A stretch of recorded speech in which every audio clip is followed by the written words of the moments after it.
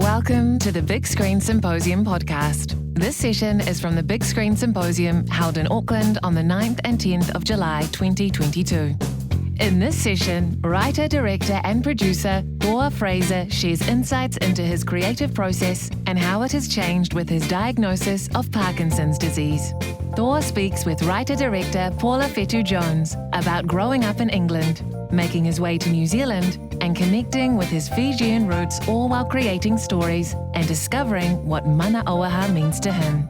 This session is presented by Hnry.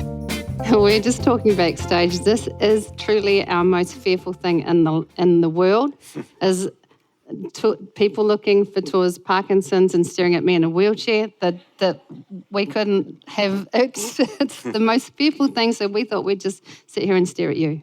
Or we'll stare at you, not that we can see much.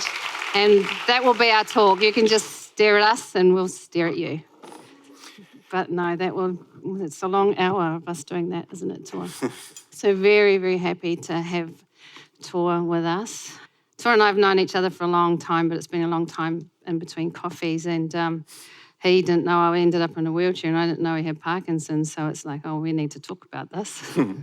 But mine is very visible, of course. I could hardly hide this, even though after I got out of the hospital, I used to wear my, my hospital thing for a long time after I got out of the hospital, saying, I'm still in hospital, I'm in hospital. It was still ages after I got out of hospital because I did not want people to think this was me. And it took a long time to get over it. But Toa is a very well-known and well-respected director. And he is of Fijian and English descent. You probably all know about him, so I won't sort of talk about that. But Toa, do you want to talk about what you're doing now? Yes, thank you, Paula. And thank you very much, everybody, for coming and being here today. I am debuting the cane that I got from the discount pharmacy in St. Luke's today. My little rako, $12 rako.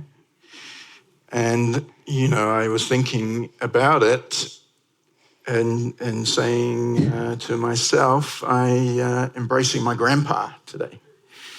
My inner granddad. And then saying that, I realized that my granddad actually did have Parkinson's. My granddad Jack Fraser from Mount Roskill via Levuka in Fiji. And with that, I also feel like it's relevant to say, maybe we'll call it the theme of the discussion today. You don't know what you know. And if there's anything that my short career has shown me is that you don't know what you know. Well, this is true. We don't know what we know, and but we are constantly told what we don't know. So that could be helpful. So you were born into a creative family with very visionary parents. Films in your blood. Your Fijian dad worked for the BBC. He talks very posh. Why don't you talk very posh?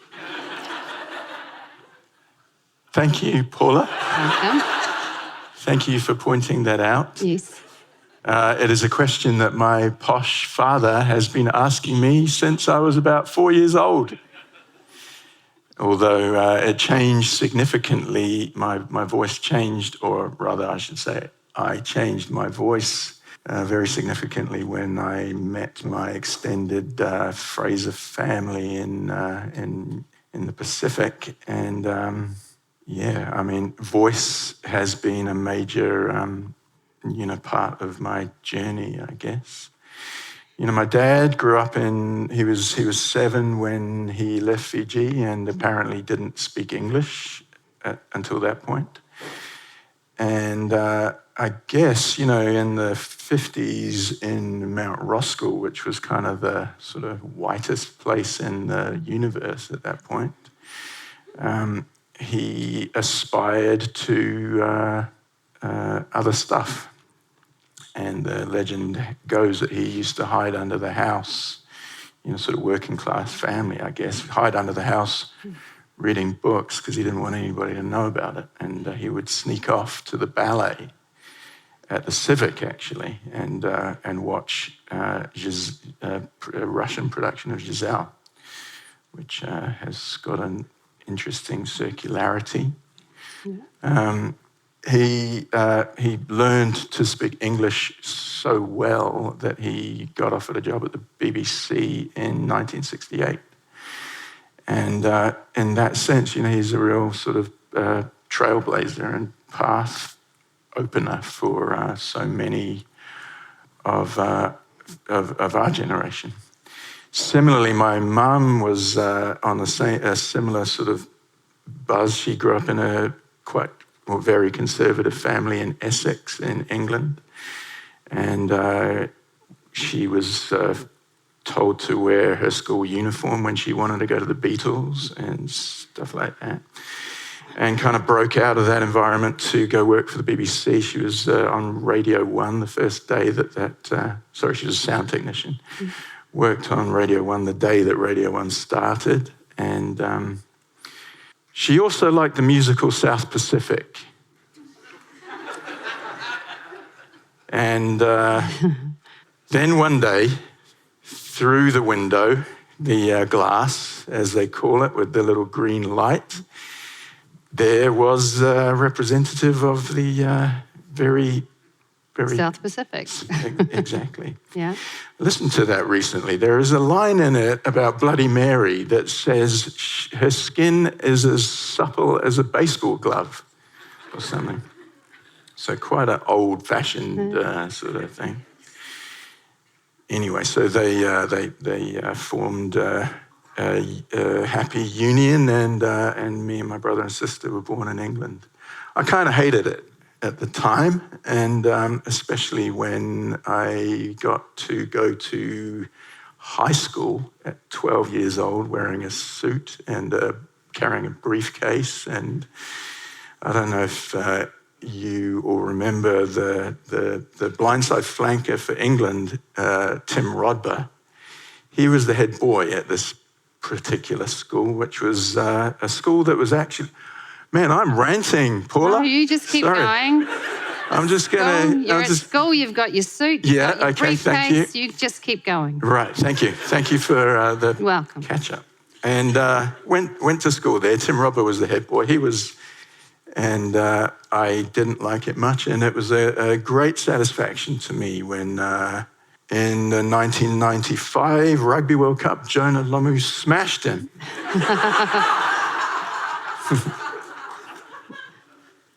And you revelled in this, and you've never looked back, right? Yes, Yeah, exactly. yeah. So I was just going to finish the rest of my question, but I was intrigued by what was going to happen at school. Sorry. So you obviously grew up, England is your motherland too, yes. right? So you came back to New Zealand at what age? And when did you first go to Fiji? It's a bit of a... I try to keep that on the sort of like a little, like not quite specific, Paula, generally. But I was 14 when I first came here, actually almost 15. So I had quite a, lot of English experience. And yeah, I didn't really go to Fiji until, I guess, around 2000 when Teresia Te Aiwa and Larry Thomas sort of made a bet that...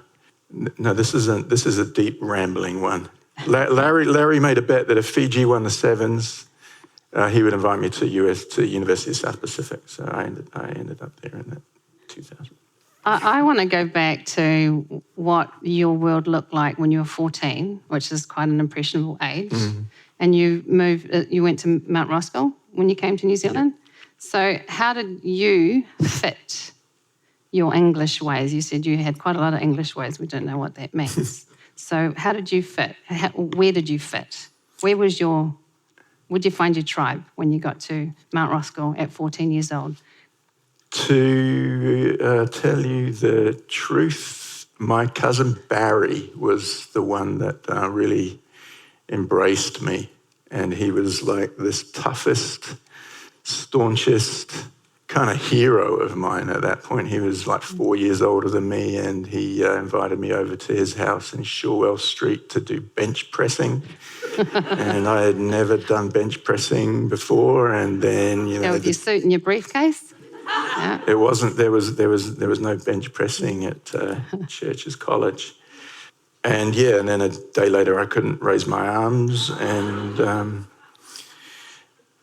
I guess that particular branch of my family were they embraced me, and I guess it was a lot to do with admiration and love for them that I kind of ended up staying here for as long as I have. Yeah, I think we all need a Barry, don't we? When we're feeling a bit like out of sorts, go Barry. Where's Barry now? Barry is in West Auckland. He's just turned 50. Oh, nice one. Grew up in England. So you've spoken a lot in your previous interviews that I've seen about your disconnect with your Fijian roots. I want to know how that informs your storytelling. Like number 2 is obvious, right?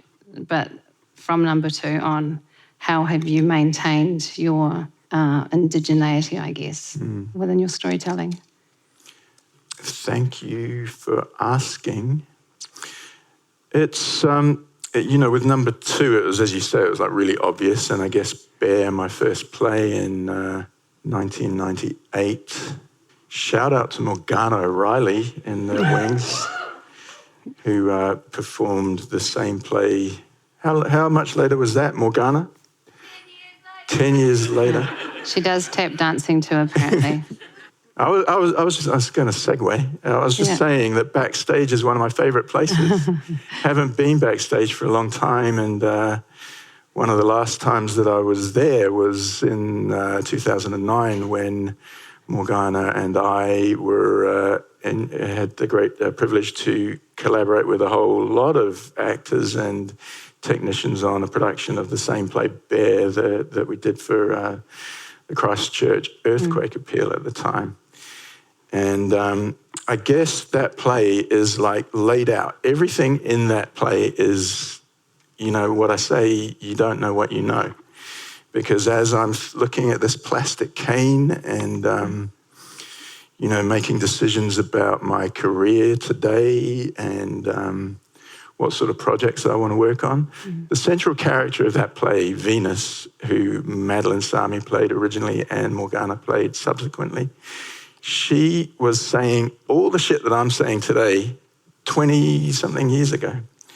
And, I feel grateful that play just sort of felt like it fell out, and I didn't really have anything to do with it. I didn't have much craft at the time. It was just something that happened. And similarly with number 2, although with that play, Madeline Sami was such a integral part of that show and the storytelling, it was another one where it just sort of fell out, and I feel grateful for that. It was a different thing when, I was trying to adapt it for a movie, but that's something we might talk about later. Yeah, well, you say that you were sure that you wanted to make the movie and that you wanted to write it and you wanted to direct it. Where did that come from? Like having your certainty, what you were 20, how old were you, 20? 23. The good thing about being 23 is no one can tell you anything. So you're just going to, we listen differently. Us of an age, we know we listen differently when we're 20 than we do now. But what made you absolutely certain that you were meant to do this? Why didn't you give it to someone else to do that had more experience? That particular question is something that. So when the play number 2 was successful, I got I got a few offers from, various producers in New Zealand, and none of them were encouraging me to direct. And, went down the track of talking to some really esteemed and awesome directors, but, I didn't want to hand over the reins in that way. I guess I'd sold the option on Bear, a year before, and it was pretty awesome at the time. I got like $3,000, and I bought a stereo, and As we do when we're 23. Yeah. I remember sitting in the backyard of Mount Roskill with my cousins and saying, this is when Tupac had just died, so they weren't really interested. But anyway, I understand.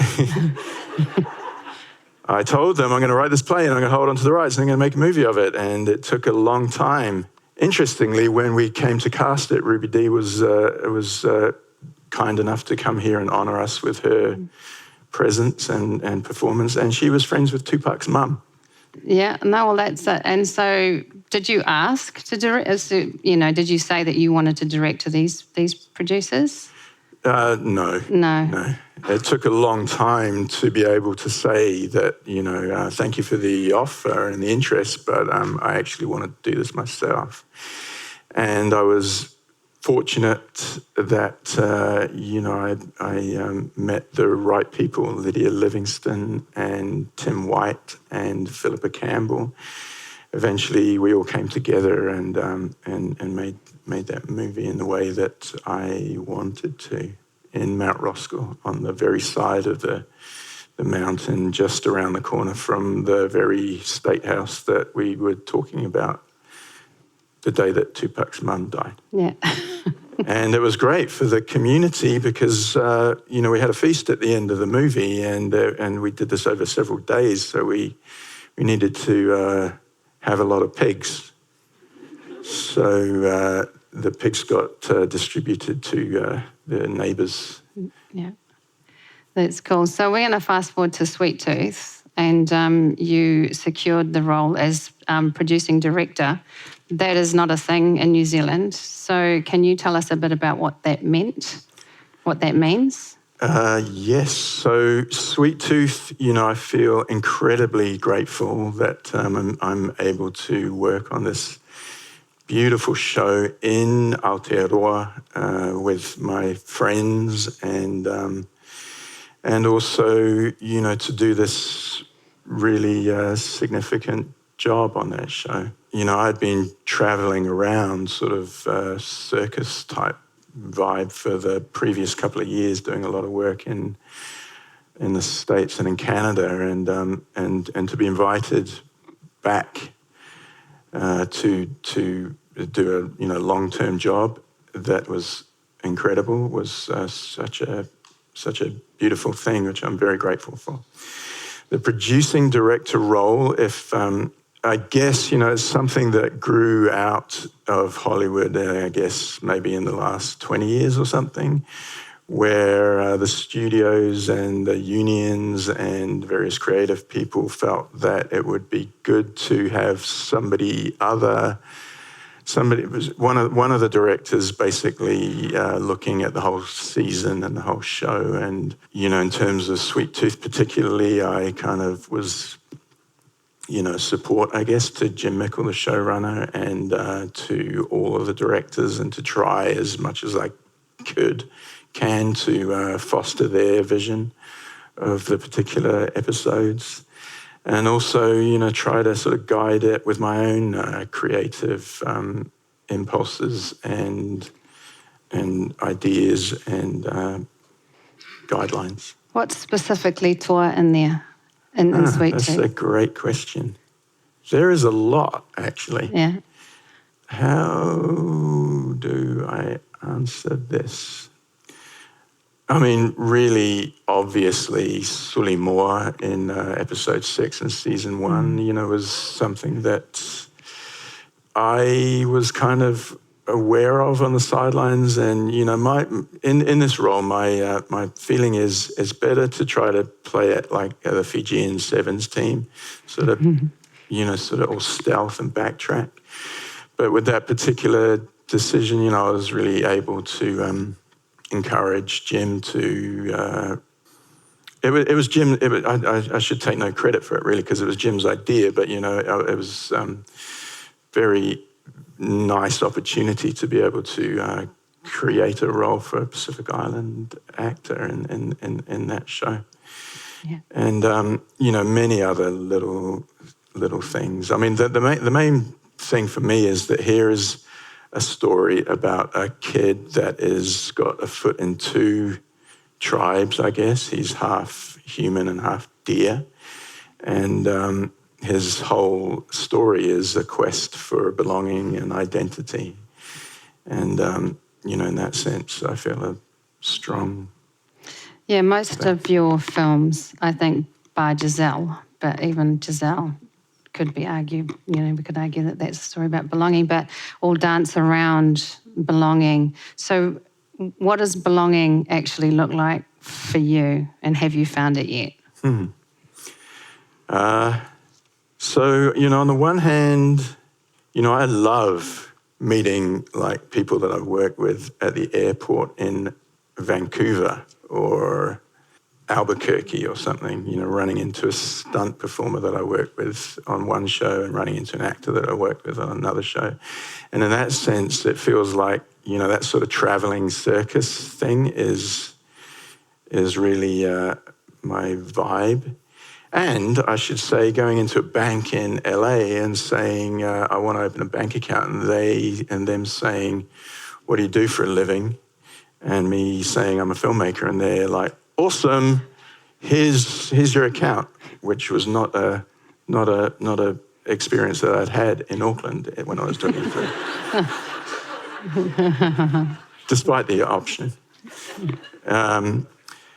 Having said that, one of the things that Sweet Tooth, and I guess the pandemic has gifted me, along with other people have gifted me this. I feel like, somebody said recently, he's been all around the world and now he's come home. And I feel very strongly that is the truth. I'm living in a state house in Mount Roskill, 2 generations later. It's not a state house anymore, but, the whole sense of being back in a community that I love is very, very powerful. So you had to go away to come home to be home, more or less, yeah. And I mean, that's the kind of the gift that the pandemic has given us. It's made us actually have to look at ourselves and what's important, and that we can still do what we want to do and love right here. It's true. And the NZFC thing just before has told us that we can. So we know about your successes. You're a very successful director, writer, director, producer.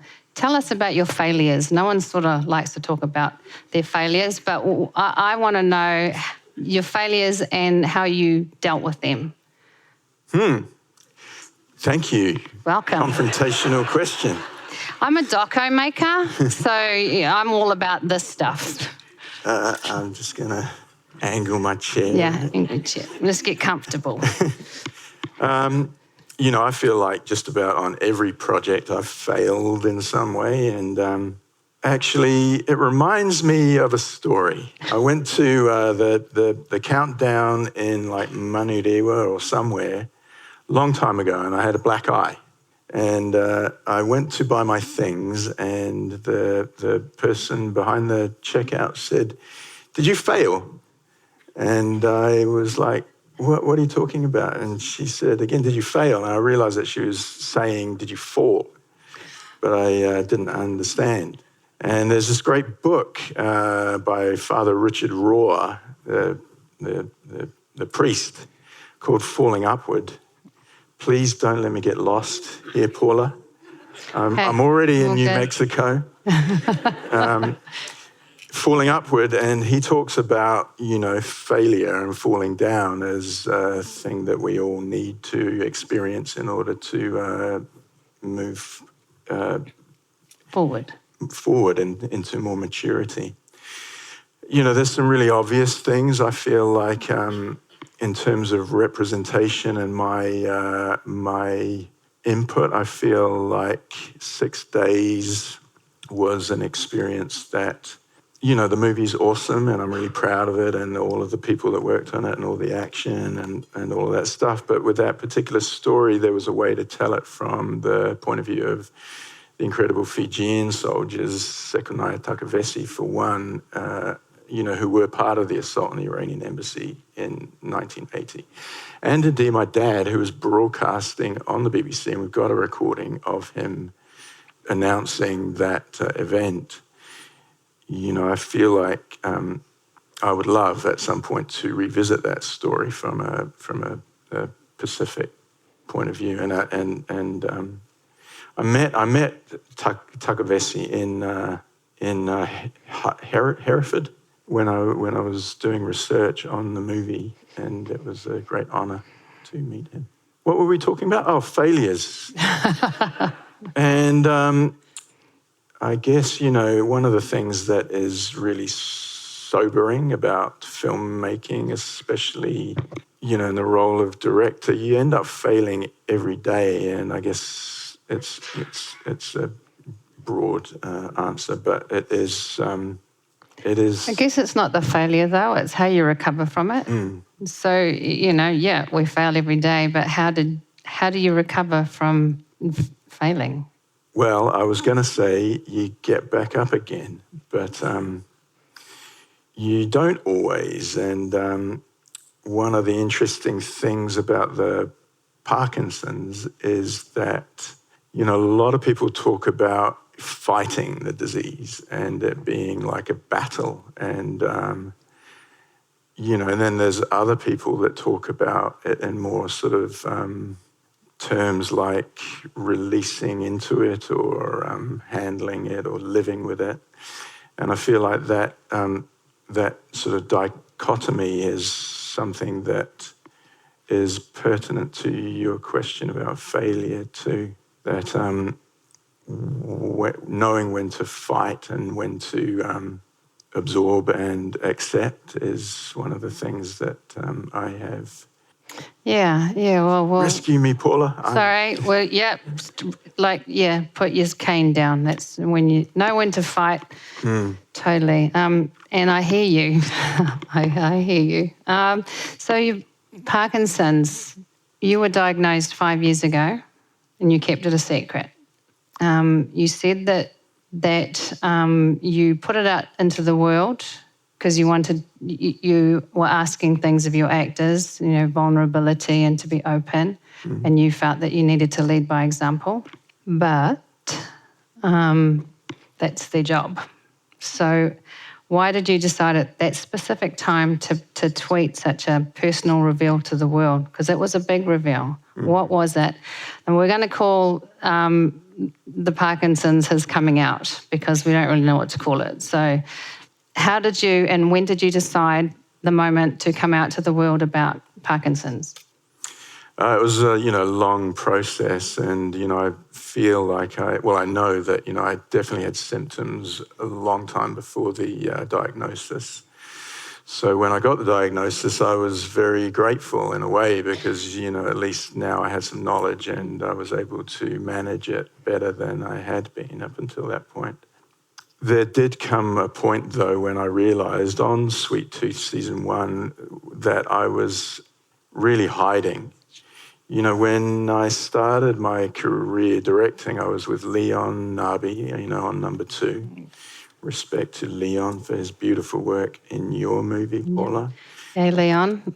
And one of the greats. And, it was really me, the process, the workflow was Leon operating, me sitting beside the camera, the actor, Ruby Dee, who, many of the other great actors in number 2, literally, a very small, intimate triangle. And, there does come a point where you realise on some of these shows that there's like nobody by the actors at all. It's, the camera's on a remote head and the DP's operating with the wheels and I'm stuck behind a monitor somewhere. In the case of Sweet Tooth with a mask on and also hiding my PD. So I just felt at that point, I've got to sort of break this for myself. It's something that I needed as much as for them. But also, just in general terms, it was causing me pain to keep it hidden.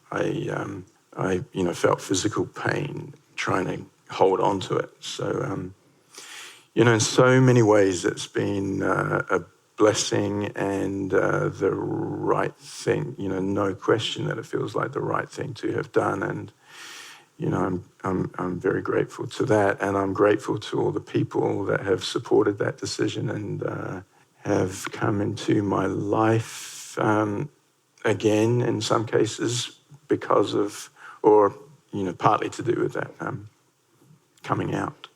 So the stress of letting that secret go has been lifted, but now you have more stresses because you've become the face, as I've become the diversity, you're now the diversity face as well. So how do you, we don't like the word cope, how do you deal with, you've got a whole different lot of stress now because we're open to the world, people can see, people know.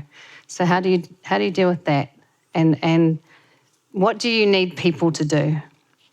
Well, one thing that I do is a lot of push-ups. And bench presses with Barry. Yeah, it's related to the bench presses with Barry. Yep. And, I guess one of the things that has been a really interesting thing to note with the PD and my owning of it is that, for a lot of movies, there was a very clear line of movies, Giselle, The Deadlands, 6 Days, where I was really, this is all prior to my diagnosis, I was quite obviously asking the world or the universe for some sort of athleticism. I wanted to work with the greatest dancers in the world, some of the best martial arts practitioners, some of the world's best stunt people, and being around people who are able to complement my skills has been one of the most important ways that I have, I guess, lived with it. The push-ups also is something that, I've learned a sort of really sort of dumb way, but has been a beautiful thing that, on Sweet Tooth Season 2, for instance, people would see me doing push-ups in the car park or in meetings and join in. And I didn't bring the video, but there is a really beautiful, incredible, there's one great video, Christian Convery doing it, the lead actor, but also the whole crew. So one lunchtime, Lynn, one of the ADs, came up to me and said, "We've watched you doing push-ups. We want to do them with you at lunchtime, and we're going to do this." And 200 people, or however many. Did I say 200? Yeah. There's a lot of people on that show. There's a lot of people doing push-ups. Who's doing the work? Everyone's doing push-ups. That's a good question. Partly why I haven't brought the video today. Has there been any surprise reactions to your coming out for you personally? I think in general, people have been really supportive. I don't feel like there's been negative surprises.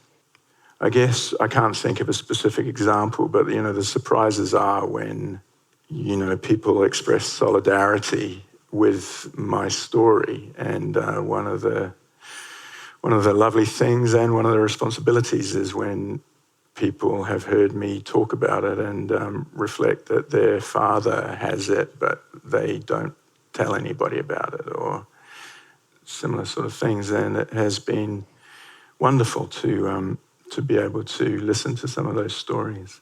How do you work differently now? I do a lot of push-ups. Yeah.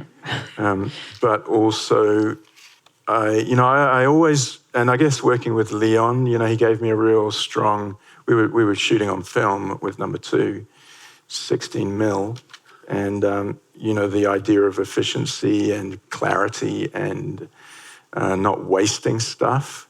I feel like that philosophy has really become a majorly important part of my filmmaking now, even more, that I need to be super efficient and clean and simple as much as I can. And, I feel like it's really important for me to wrap on time or early if possible.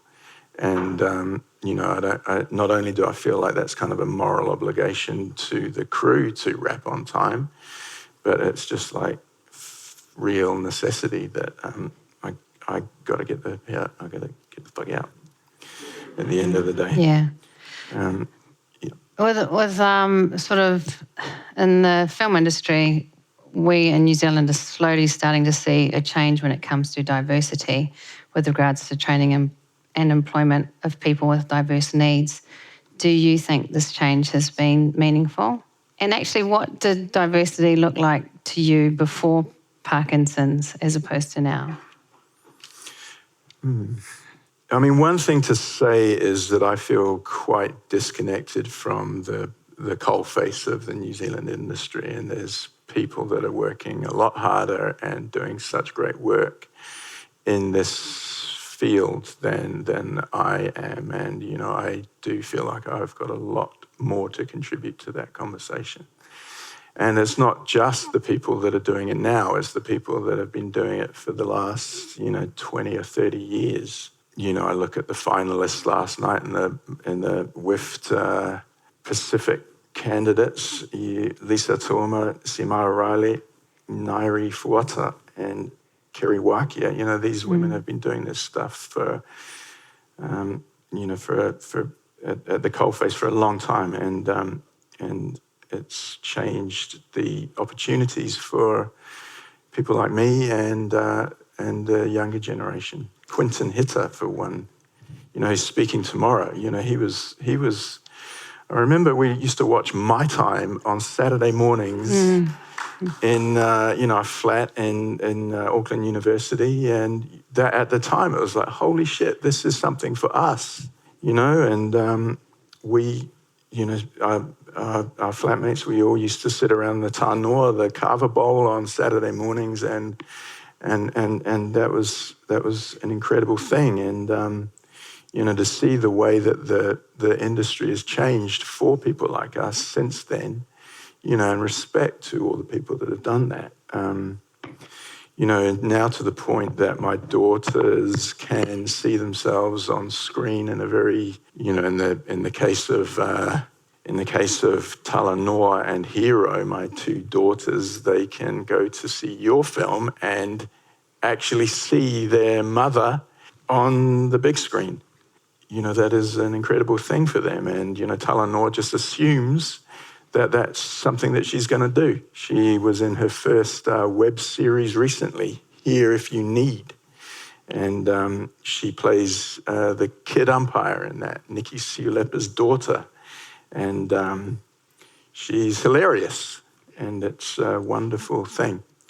I have just gone on another sort of it's like people have come to listen to you, so it doesn't really matter what you say. Really? Absolutely. Following on from the WIFT Awards, Lisa Tauma has just sent a question in. Oh, yeah. Yes. Hello, Lisa. Lisa, thanks, Lisa. It says, speaking about voice, you've worked on so many amazing international productions. Do you have plans to work on your own stories in the near future? Thank you, Lisa. Thank you very much for the question, wherever you are. And yes, I do. And we have been talking. I think Lisa knows the answer to this. So we'll just keep that one on the down low, but also do want to say that one of the most exciting filmmakers that I've come across in my international and national travels is Matasila Freshwater. And I would love to support her and many others in their plans, such as they may be. I have another question. This is exciting. What would you like to see from the next generation of Pacific screen artists? I would love to see us do whatever the hell we want and not just tell stories that other people feel like we should tell, not just stories about broken homes and, people fighting each other. And not to say that fighting each other is not a fun thing, because as we've already sort of touched on, my cousin Barry I'll shut up. But yes, we can tell all kinds of stories. One of the things that, I loved about the Deadlands was having the opportunity to be inspired by my friend, Peli Hauofa, who, in his work, he talks about the ocean being large and a connecting thing, not an obstacle. And he said that when our ancestors told stories, we told them on a big scale. He's got a story about a guy throwing a javelin that went so far around the world it came back and hit him in the back.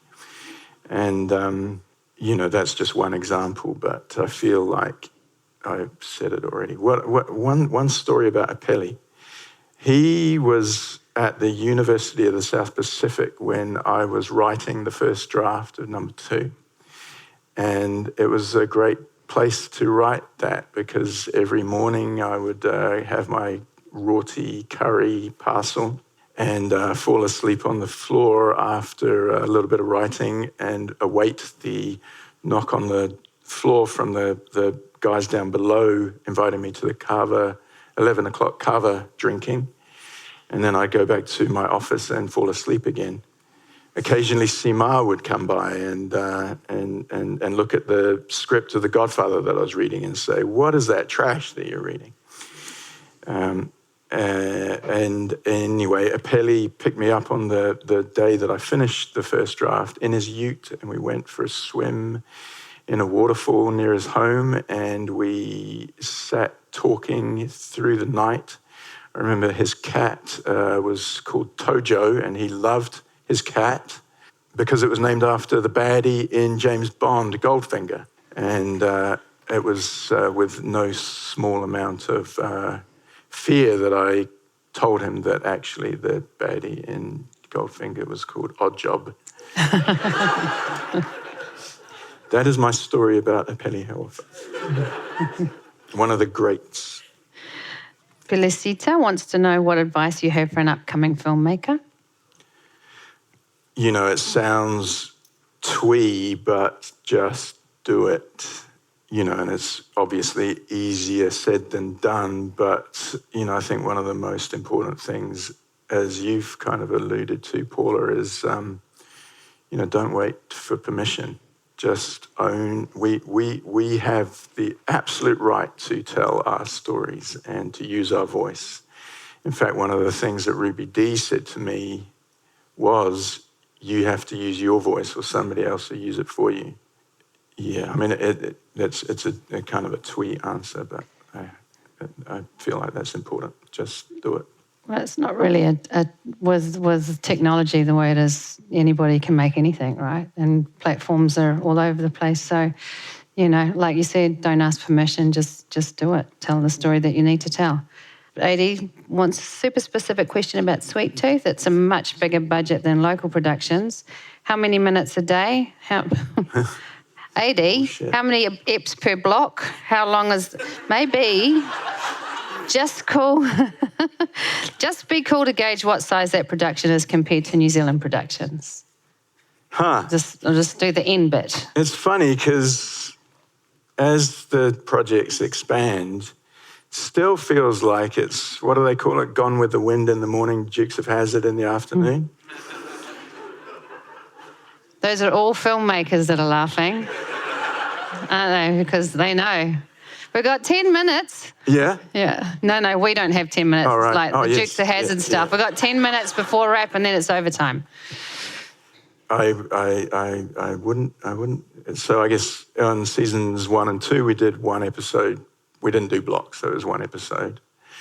It was single episodes. And I guess part of that was to do with the fact that the show, although, we did work to create sets. Nick Bassett and his team worked to create sets that we could return to through the season. Having said that, the story is about a kid on the road. So it just suited us, I guess, to do single episodes. In terms of minutes, I guess we would really think that 10 pages is a lot, and probably wouldn't do that. I don't know. I feel like maybe 5 pages a day. How does that sound? Does that sound... 80, how does that sound? Do I sound like an arsehole when I say that? What was the other bit? The size of the production as compared to New Zealand productions. You haven't worked on a New Zealand one for a while, have you? No. So he only does big. He doesn't know what little is. I am always surprised by the size of the transport department. For your big productions or for New Zealand productions? There's a lot of trailers. I feel like I shouldn't have said that. Why do I feel like I'm going to be in trouble now? Nah, they'll forget. It's fine. Thomas is, growing up, what art or artists inspired you most? Excellent question, Thomas. You just saved him, Thomas. Yeah, thank you.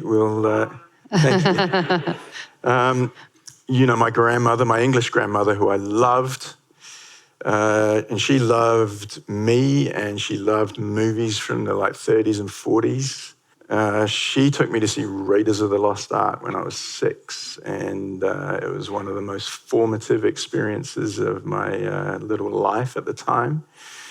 All of that, I was a kid in the 80s, late 70s, 80s, and all of those big movies were incredible. And actually only now, only now that I feel like I've got a bit of craft, I am able to look at some of the things that they were doing in Raiders of the Lost Ark and admire them and really aspire to them. And not particularly the big stuff, but this is a sidetrack maybe. But anybody remember the scene with Denham Elliott and Harrison Ford when Denham Elliott comes to his house and says, we got it, you're doing a mission.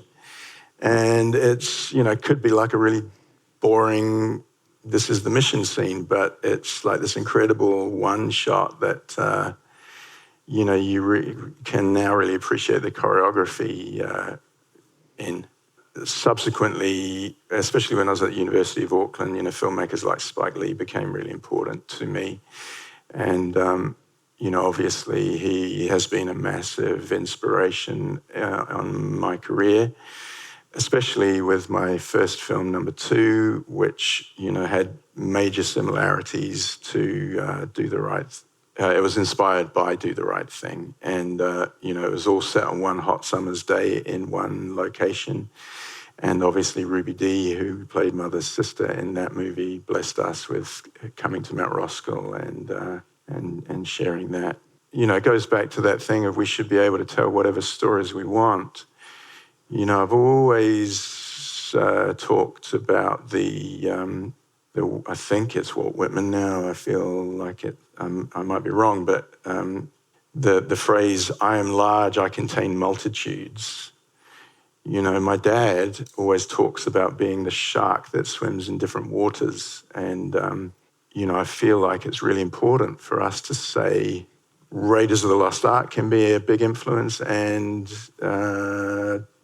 Do the Right Thing can be a big influence and encompass as much of of our experience and other people's experience as we can. Yeah. What else should we talk about? Should we just look at them? We could. Should we just look at them? If I do that, I'll see the people that are sleeping. And, yeah. Probably don't want to do that. No. We could talk about the rugby. I don't know anything about rugby. I don't know anything about the rugby anymore either. It's shocking. My last question that I have on here is, has your tribe changed now? Yes, it has. Is that in relation to the PD or in... PD means something completely different to me. It's not Parkinson's disease. When I keep saying PD, I'm like, that's like periodic detention, isn't it? I'd never realised that. That's good. Yeah, I'm like, yeah. Producing director. Oh. Yeah, I go straight to periodic detention and you go producing director. That says a lot about us. No, I'm just talking about, it's huge. We've discussed this. We hate people telling us we're brave and we're an inspiration, and we know it comes from the heart. But we're just doing our jobs. And you want to? Do you want to talk about that, or should we not talk about that? I love that. I love that you say we're good. just doing our job, which we were doing before. Yeah, and we're still doing now. And one of the things that I have really come to enjoy being able to say is that, when people say you're a really successful director, I feel like the more appropriate, adjective or whatever is to say that I'm a working director. And I am so proud of that. I guess despite the odds, I have been able to, and, acknowledging my parents and all of the others that came before me and created the opportunities for me, I am so proud of the fact that I can say that I'm a working director. And, I know that that's it's not a common thing. And I feel like that is the answer that I can think of at the moment. Paula. Okay. What does your world look like now? What's your day like when you're not working? My world is very small now compared to what it was at the beginning of 2020. At least once a week, it involves a walk up Mount Albert and along the Oakley Creek Path. You've just told people how to stalk you, by the way. I mean, I'm not the only one, but, I post enough of that stuff anyway. It's not really a massive secret. Although if you're up at 6:30 or earlier when we do this, you will be able to join us. And observe the ducks and all of that stuff. If I'm working, it involves going to Manurewa, which is again, it feels like a blessing to be able to go on the motorway and go to work and go to an office that is very clean and to work on this incredible project. It also involves a lot of exercise in the middle of the night, 4 o'clock this morning, for instance. Does anybody else think it's weird that it was 17 degrees at 4 o'clock in the morning? I don't know that anybody else was up at 4 o'clock in the morning, but we'll take your word for it. Especially going outside at 4 o'clock in the morning. Yes. And, that's to do with the Parkinson's as well, the need to move. My day is conversely a lot shorter, but a lot longer as well. It also involves my children, and they're it's such a joy to be able to be in one place and to be able to foster that. It's also really clear that the pandemic has changed a lot in terms of routines with the kids. Yeah, we've got another couple of questions. This is exciting because it means we don't have to think about stuff. You just need to answer the questions. So Te Ao Kahurangi says, when you say don't ask permission, just do it, what is your thoughts about kōrero regarding cultural story sovereignty? What are your thoughts regarding cultural that's sovereignty? Really good question. I guess, I can really talk from my personal experience of doing that, and really there are obviously two films that I've done that specifically touch on that, one being Number 2, the second being The Deadlands. Both of those movies, I felt like I needed to square my relationship with the story and with the community that represented. And with Number 2, I guess I felt like I had some authority based on my personal relationships with people from Mount Roskill and from that community. It was a big decision to cast that movie in a way that was casting Ruby Dee as a Fiji matriarch, but also in terms of casting a sort of pan-Pacific group of actors in roles that were not necessarily that. And, I kind of feel lucky in the sense that Twitter wasn't a thing at that time. And I don't even think Facebook was. So, I was sort of able to, do that quite a lot with those conversations. I don't know if we would cast that movie the same way if we were doing that today. And then you ask yourself, well, how would you cast it? And I don't know the answer to that. With the Deadlands, that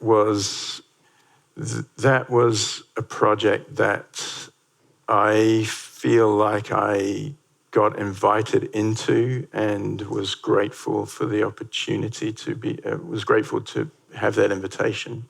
And, certainly I was aware of the responsibility that story held. And, I needed to do some quite serious thinking about how to square that with myself. I guess, part of it does go back to, the people that I was able to hang around with when my dad was working at TVNZ in the 90s. People like Whaingata and Kingi Ihaka. And having had those relationships with those inspiring leaders of that generation, I felt like a small permission, I guess. But I was also of the frame that I wouldn't take an opportunity like that again. I feel like it was important for us to do that, and now that it's made real, it's something for me to hand on to others. I hope that makes sense. Yeah, I guess what does you talked about Whaingata and Kingi Ihaka, but what were the actual conversations within the production for your being able to tell the Deadlands story, being that it was completely in Te Reo Māori? Yeah, this is a really, really strong question. And it's, I guess it's really easy for me to name drop and say, Tainui Stevens was vital in that conversation. I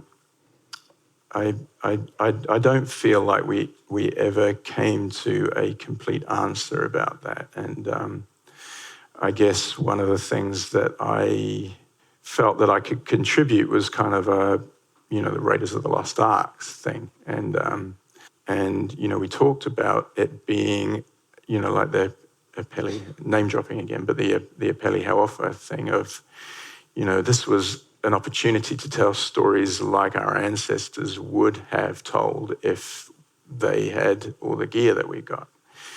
And, I feel like my contribution really was to be able to bring the pop culture thing and work with others to create that. But, I definitely don't feel like it was my movie. I feel like it was a movie that a lot of people made together. And it was so much fun. Yeah, it looked like fun. We did a boot camp, at the beginning of the production. But also, casting Lawrence Makuade was a big move. He represented that character so well, but he wasn't in great physical shape. I'm sure he won't mind me saying so. And I wasn't at the time either. And one of the things that we did was commit to training with each other for a month in advance of the main boot camp. It was one of the most intense training periods I've ever experienced, with Josh Randall working in his bat cave on Surrey Crescent. And, this goes back to that thing of not knowing what you know. At the time, I really needed that, not knowing why. And it was an honor to be able to do that with Lawrence. I will never forget it. Another story about Lawrence, but I did a movie with Peter O'Toole at the start of my career, and Peter O'Toole called me into his green room on the third day of working with him, and he said, I'm going to teach you something that David Lean taught me. And at that point, I felt quite scared. And he stood up and he put his hands on my shoulders and he said, look into my eyes, what do you see? And I was 30 and green, and I said, I don't know, Mr. O'Toole, generosity? And he said, light, you see light. Light the actor's eyes, they will love you for it. And that was one example of one of the great pearls of wisdom from one of the greats of cinema. A few years later, I was doing this movie with Lawrence Makawade, and we were shooting at Piha. And at the time, I'm sure, again, he won't mind me saying, but he was struggling, and he was a little unsure of what he was doing there, whether he had permission to be there doing it. And it was the day that Peter O'Toole died. Kath Thomas told me when we got to the beach, far end of North Piha. And as we did every day on that production, we stood around in a circle at the beginning of the day, and Tainui said a speech about Peter O'Toole, paying respect to him. And I felt moved. This is knowing what Lawrence is going through at the same time. I felt moved to tell a little story about Peter O'Toole, where at the London Film Festival, I called him the Great Dane. And at that very moment, a Great Dane bounded across the beach to Lawrence and stood there by Lawrence's side for an incredible amount of time. Lawrence, I remember, looked at me and was like, no question about it. It was Peter O'Toole coming to Piha to give his support and guidance and mana to Lawrence, Lawrence being named Lawrence. It was a beautiful moment. I hope that's... sorry, I interrupted somebody clapping. Is it? That's really funny, because Māori tohu are like tui or whatever we look for, but never a Great Dane. Like, seriously, a Great Dane come running over in Piha. We look for the little things, that's that. No, never a Great Dane, but that's awesome. So on that note, look out for the Great Danes, because that's a sign that you're doing the right thing. Thank you so much, Toa, for being so open and engaging. You didn't waffle at all. So I said everybody came here to listen to you. So